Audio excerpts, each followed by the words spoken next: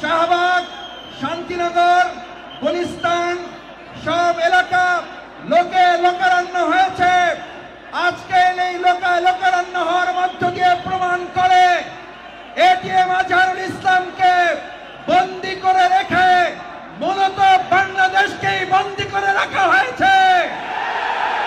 ATM Azharul ইসলামকে মুক্ত করে বাংলাদেশকে পরিপূর্ণ মুক্তির স্বাদ দেশের মানুষকে গ্রহণ করার সুযোগ দিতে হবে।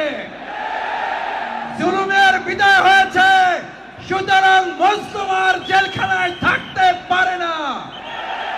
জালিম বিতাড়িত হয়েছে, মজলুম জেলখানায় থাকতে পারে না।